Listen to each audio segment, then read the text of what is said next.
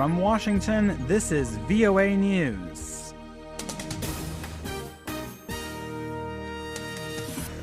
A new round of fighting erupts between Israel and Gaza militants after 2 weeks of relative calm. And Islamic State militants claim to have beheaded a U.S. journalist. I'm Michael Lipin reporting from Washington. Israel and Palestinian militants in Gaza have resumed attacks on each other in the heaviest fighting since a series of short-term truces began 2 weeks ago. Gaza militants fired several rockets into Israel on Tuesday afternoon, breaking a truce that had been due to last until midnight.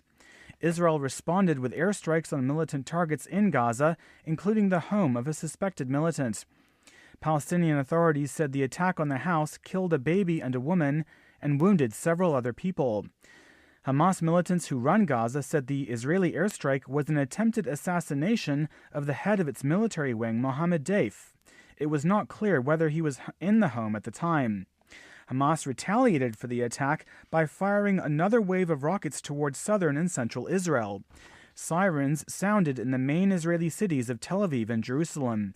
The Israeli military said Gaza militants fired at least 50 rockets during the day, with several being intercepted by Israel's Iron Dome missile defense system. There were no casualties. Israel and Hamas blamed each other for the collapse of the latest truce. The Islamic State militant group has released a video purportedly showing the beheading of American journalist James Wright Foley. The video, posted on the social media sites Tuesday, could not be authenticated.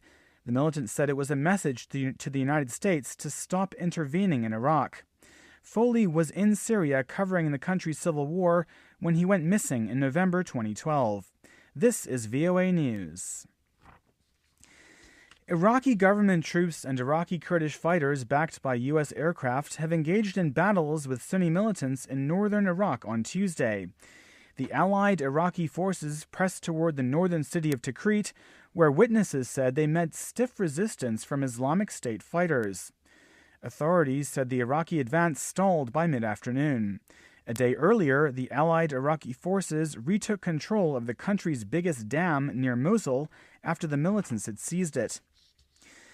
A rights group that monitors the United Nations is calling on the UN Human Rights Council to convene an emergency session on the plight of minority groups in Iraq.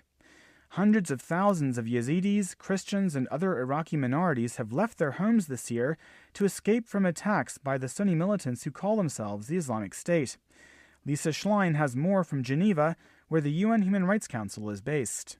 The executive director of the monitoring group UN Watch, Hillel Neuer, says the activists are appealing to UN High Commissioner for Human Rights, Navi Pillay, to call for the special session. He says the Rights Council could mobilize action to protect vulnerable populations in Iraq against mass killings. Second, to establish a fact-finding mission to investigate the Islamic States for their acts that destroy in whole or in part ethnic and religious groups that may constitute genocide as defined in the Genocide Convention.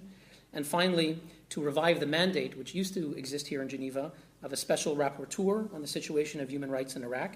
It was terminated 10 years ago. We're asking for it to be revived to ensure that we have an early warning mechanism for the international community with regular reporting to both the Human Rights Council and the General Assembly.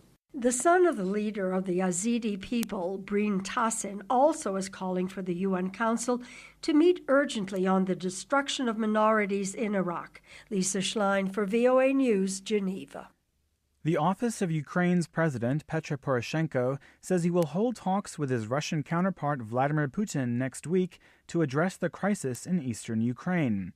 Mr. Poroshenko's office said Tuesday the August 26th gathering in Belarus will be aimed at stabilizing the situation in Ukraine. An aide to the Ukrainian president said the agenda of the talks will include energy security and Ukraine's expanding economic ties with the European Union.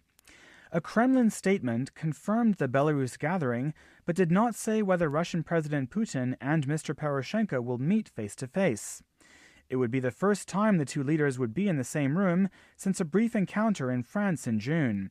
Neither has engaged in direct talks since pro-Russian rebels launched a rebellion in eastern Ukraine in April. That's the latest world news from VOA.